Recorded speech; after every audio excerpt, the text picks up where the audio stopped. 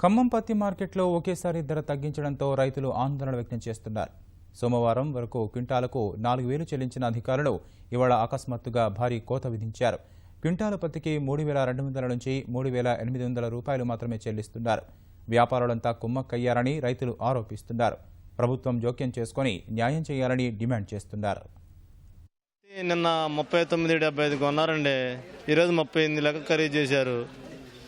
మరి ఇంత జెండా పాట అయితే మాకు సంగతి తెలియదు. మాకు పత్తి 42-43 కొనంత గిట్టుబాటు ధర అయితే కాదు. మాకు దళారులు మోసం చేస్తున్నారు. కొమ్మక్కయ్యి 50 కేజీలు వచ్చిన బస్తాను కూడా 2 కేజీలు తీసేస్తున్నారు.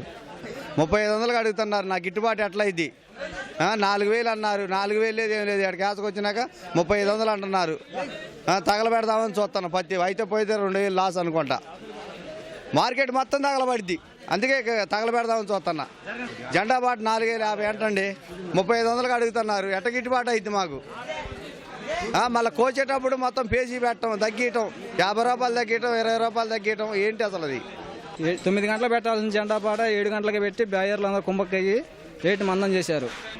అది బాగలేదు, ఇది బాగలేదు అని చెప్పి కొన్న బస్తా కూడా 50 రూపాయలు కటింగ్ పెట్టి కింటాకి మళ్ళీ తీసుకుంటున్నారు సార్.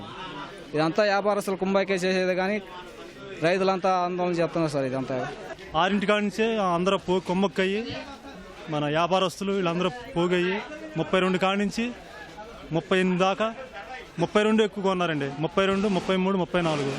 మా రెండోసారి పత్తి కూడా 35, 36 కొన్నారండి. అదేంది అడిగితే మార్కెట్ నిన్న డౌన్ అయిపోయింది అన్నారు. నిన్న మొన్న వర్షం లేదుగా అన్నామండి. వర్షం లేకపోయినా కూడా అదే రేటు, మార్కెట్ డౌన్ అయిపోయింది అన్నారండి.